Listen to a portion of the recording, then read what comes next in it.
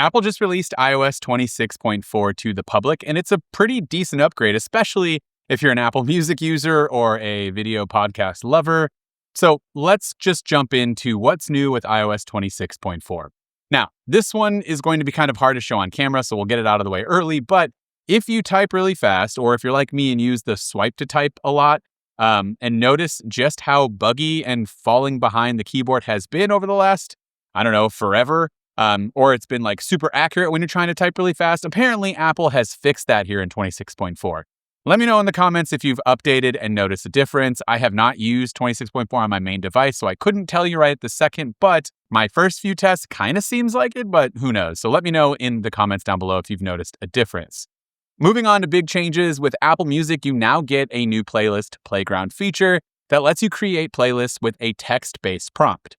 Now, in the Apple Music app, there's an option to type in an idea and you'll get automatic song suggestions for a playlist. Apple does have a few preset suggestions like morning coffee music, hip-hop party songs, things that you're probably not going to search.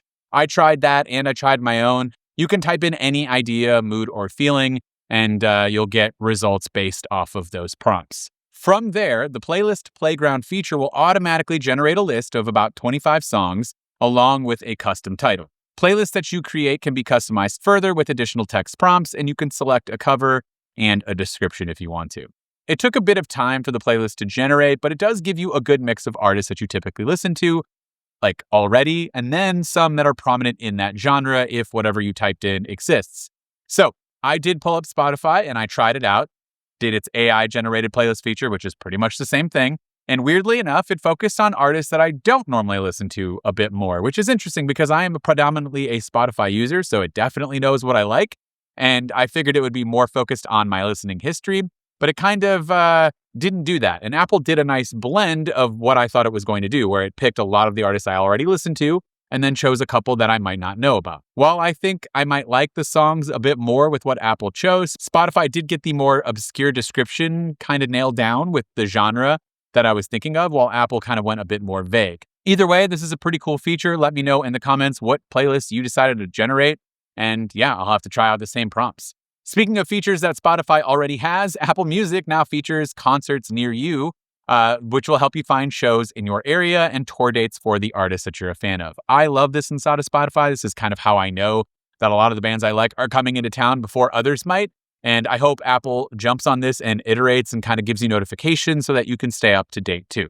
Apple Music also has redesigned albums and playlists, adding full page artwork, which looks fantastic, so much better. I've always loved the UI and the design more so than Spotify, and I kind of wish that I would transition into that direction of being a full-time Apple Music user. I've just been using Spotify for so long, it's kind of hard to let go. But updates like this is always what makes me want to switch to Apple Music full-time. Now, in iOS 26.4, Apple's also adding video podcast capabilities to the Apple Podcasts app. The feature uses HTTP live streaming, or HLS, to provide podcast creators with an unprecedented control and monetization opportunities, while also providing a high-quality viewing experience. The 26.4 Podcast app will let users switch between watching and listening to shows, with videos able to be downloaded for offline viewing. HLS ensures smooth playback regardless of network connection, so videos will work on Wi-Fi or cellular. Apple says that the new video podcast will integrate with existing Apple Podcast features, including personalized recommendations and editorial suggestions in the new category sections. Now, as someone who also runs a podcast, by the way, if you haven't already, please be sure to check out the MacRumors Show podcast. We've done like almost 200 episodes. I think we're approaching here soon.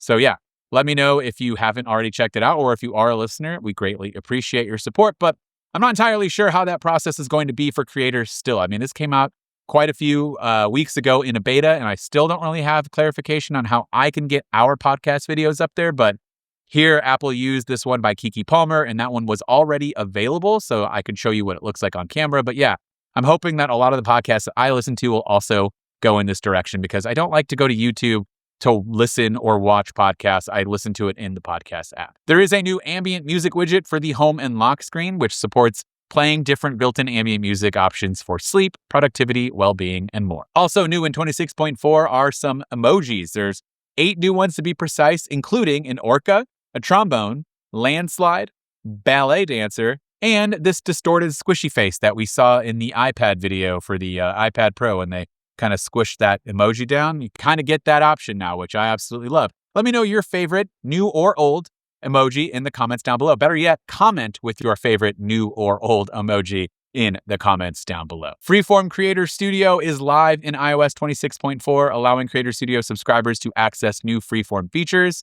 The Creator Studio for Freeform adds a dedicated content hub that houses the Freeform shape options, and users will also be able to access free, high-quality content like graphics, photos, and illustrations that are not available to the non-paying subscribers. Plus, there are AI capabilities for creating and editing images. The Reminders app has a new Urgent section. Reminders that have Urgent toggled on during creation will show up here, but also new in 26.4 is that you can quickly mark reminders as urgent. So if you've already got one made and you forgot to mark it as urgent, or maybe you want to make it urgent, at any point, just go ahead and long press and select the urgent option. Purchase sharing now finally lets adult members in family sharing groups use their own payment method when making purchases without having to rely on the family organizer's default method, which is nice. So my wife and I, we use our Apple Card for all of our payments, but let's say she wants to use her own credit card for something. She can now choose to do that instead of relying on me, who is the organizer's default method. And that's it. Would love to hear from you on all of these new features that 26.4 has to offer. There are some other ones out there, some accessibility and things like that. You could check out the link in the description down below for a full breakdown of everything. But yeah, let me know in the comments down below what you think about iOS 26.4. This has been Dan with MacRumors. Thanks so much for watching, and I look forward to seeing you around in the next video.